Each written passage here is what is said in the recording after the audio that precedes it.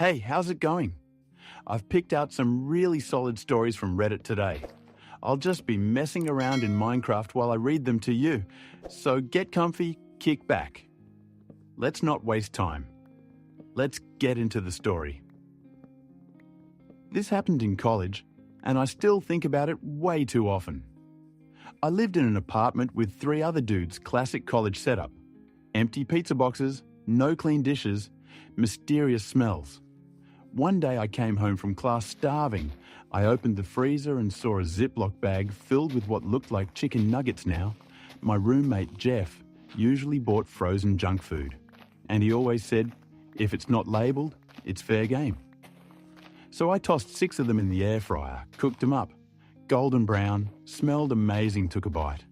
Something was off. The texture was weird, soft, but not in a juicy way. Took a second bite. That was my mistake. It tasted kinda like liver, but not human food liver. I texted Jeff, "Yo, what kind of nuggets were those in the freezer?" He replied, "What nuggets?" I explained. He went silent, then all caps. "Dude, those are my dog's liver medication treats." I had just eaten dog treats, specifically liver-flavoured prescription treats.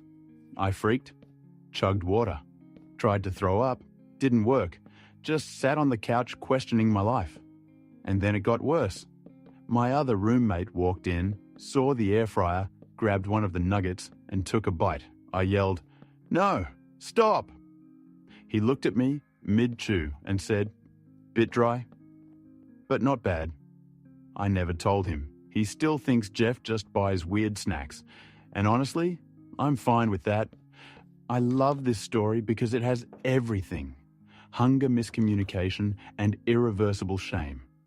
Also, how do dog treats end up in the freezer? Why do they look like nuggets? This was a trap. Yeah, a cruel, liver-flavoured trap.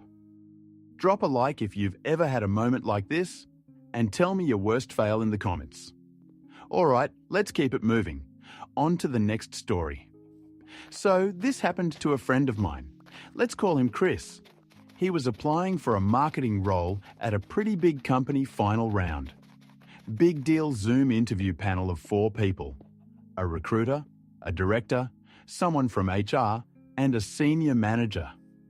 Chris gets on the call, does his intros, answers a few questions. Everything's going great. Then they ask him to step away for 5 minutes while they discuss internally. He says, "Sure, no problem." Camera off. Mute on, or so he thought. See, Chris thought he muted himself, but Zoom was glitchy, and for some reason, it didn't mute. So while they're deciding whether to hire him, Chris turns to his roommate and starts talking trash. Loudly. "Dude, this interview is a joke. That guy with the glasses absolutely checked out. HR lady looked like she was doing her taxes. And that one dude kept mispronouncing my name. Like, come on, it's not that hard." Meanwhile, 4 people, still on the call, mics on, faces frozen, listening to everything. Chris keeps going, for a full minute, talking about how he only applied to get a counteroffer from his current job. How corporate interviews are all performative anyway. At one point he says, "I'd rather work at a Taco Bell than be on a team with that guy in the cardigan." Finally, the recruiter unmutes herself and goes, "Chris, just so you're aware, you're not muted." Silence. You can hear the man die inside. He fumbles, turns his mic off, this time for real, and then leaves the call. No goodbye, no follow-up. 2 days later, he got the classic email. "Thanks for your time, but we've decided to move forward with other candidates." Fair enough? But yeah. Here's the twist. That friend I've been telling you about, that wasn't my friend, it was me. I was Chris. I'm the guy who accidentally live commentated his own job interview. To the people doing the hiring. And I'll never trust the mute button again. Yo, you really had me with the friend setup. Solid storytelling, man. Don't even stress it though. If that job didn't work out, it just means it wasn't meant for you. the right one's still coming. And next time, maybe double check that mute button. Anyway, we've got 3 more wild stories coming up, so let's keep it rolling. So back in freshman year, I lived in a college dorm that had 1 shared kitchen per floor. Not a real kitchen, just a microwave, a sink, and a toaster that no one cleaned one night. I got back from the gym, starving. I had this frozen chicken breast I'd brought from home. Only problem? I didn't know how to cook it, so I googled how to cook frozen chicken in microwave. First link, microwave on high for 12 minutes. Cool, sounds legit. I tossed the chicken on a paper plate. No seasoning, no cover, just vibes. Hit start, leave the kitchen. Go down the hall to scroll TikTok. 8 minutes later, boom, alarms, flashing lights. Whole dorm starts evacuating. I run back to the kitchen. The microwave is full of smoke. Chicken's black. Paper plate looks like lava. Fire alarm is screaming. RA's yelling. Some guy in pajama pants is clapping like it's a show. Campus security shows up, asks who started it. I tried to blend into the crowd like, wow, who did that? But nope. Security camera caught me walking in with the chicken. They wrote me up. I had to go to a fire safety workshop with 3 other idiots who also nearly burned stuff down. For the rest of the semester, people called me Microwave Mike. I'm not even named Mike. I mean, yeah, what could possibly go wrong? Just toss a frozen chicken on a paper plate, no cover, fire up the microwave, and go scroll TikTok. Brilliant plan. Chef's kiss. Gordon Ramsay would be proud. And of course, the real culprit here was the chicken. So I work at a pretty big company. Can't say which, but if you've ever mobile ordered coffee, you probably know it. I'm 26, working as a junior analyst, bottom of the food chain. I do reports, build spreadsheets, live in Excel. My boss, let's call him Dan, was the classic middle manager. Always in a blazer, always caffeinated, always circling back. One day I get this email. Bring the updated quarterly report to the 3 p.m. meeting. Make sure the new budget slide is in. Easy. I grab the files from my desktop, copy them to a flash drive, and head to the meeting. I sit down, plug into the projector, and click open what I think is the right file, except it's not. I had accidentally opened a different presentation. One I was working on earlier that day, for fun, for myself, with notes, real notes. First slide says, Why Everything's on Fire, a brutally honest budget overview. The room goes dead silent. Next slide, a graph with the caption, If Dan wasn't wasting 40 of the budget on his innovation initiative, we might not be bleeding money. Next one, marketing, 100K month on TikTok influencers. ROI, negative. But hey, we got a girl singing about lattes. Dan slowly turns to me, not angry, just blank. HR chokes on her drink. One of the senior VPs actually claps. Someone in the back goes, well, he's not wrong. I fumble for the remote. Doesn't work. Try to unplug the HDMI. It's jammed. I shut the laptop lid. Projector stays on. Dan just mutters, keep going. This is enlightening.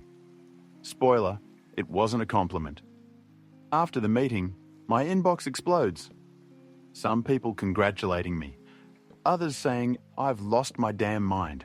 One guy from legal sends and writes, you're a legend.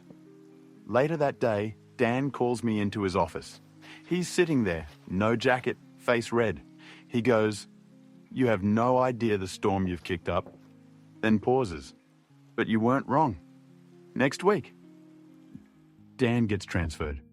Officially, strategic reassignment. Me, I stayed. Didn't get promoted, but now people look at me with this weird mix of fear and respect. In the hallway, they call me that guy who said the quiet part out loud and survived. Wild story for sure. But yeah, definitely wouldn't wish that on anyone. All right, we've got one last story for today. Let's get into it. This story's got neighbours, noise complaints, and me. Somehow calling the cops on myself. Let's go. I'm 24, and this happened right after I moved into my first solo apartment. No roommates, finally some freedom. The building was chill overall, except for one guy below me. Always grumpy, always yelling at his girlfriend, but mostly kept to himself. Anyway, it's Friday, and I decide to throw a little housewarming. Just a couple friends, some pizza, a few beers, nothing crazy. We're hanging out, playing Uno, chill vibes. But then someone connects to the speaker. Then someone else shows up with friends. Before I know it, there's like 15 people in my living room. Still nothing wild, just music, talking, someone yelling, "Let's sing from the balcony." So yeah, it turned into a party. At some point, there's a loud knock at the door. It's the neighbour from downstairs, red face, veins popping. He's like, "Do you people even sleep? I have a shift at 6 a.m. I'm like, "Sorry man, we'll keep it down, I swear." He storms off. I kill the music. Everyone gets quiet. For like 10 minutes. Then someone starts blasting TikToks. Someone opens the balcony again. Here we go. I tell everyone. Okay, yeah, that guy's definitely calling the cops. Then, as a joke, I go, maybe I should call first.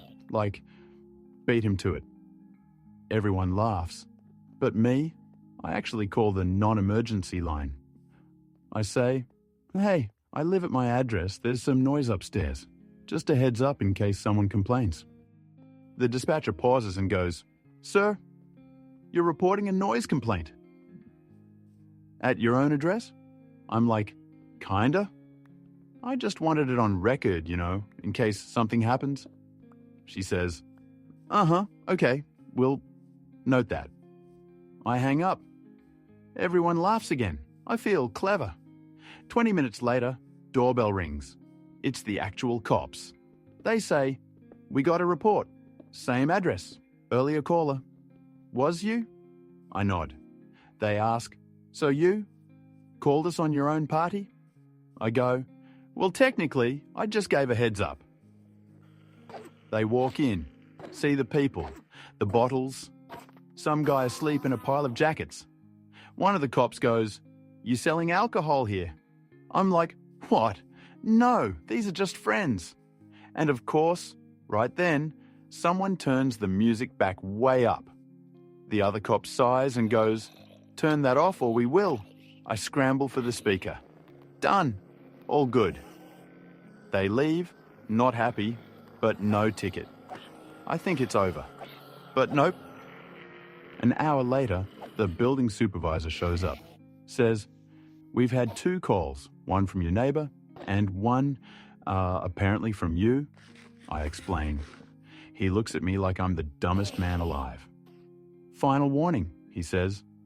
"Next time, it's an eviction notice." That was 2 years ago. I still live here, and every time I pass my downstairs neighbour, he waves and says, "Don't go calling the cops on yourself again, champ." Look, sometimes the best way to avoid trouble is to not create it in the first place. This guy called the cops on himself and somehow almost got arrested by himself. But hey, at least he was honest. That's it for today. Thanks for hanging out. Drop a like if you've ever found yourself in a wild situation like this. And leave your own story in the comments. The best ones might end up in the next videos. Catch you later.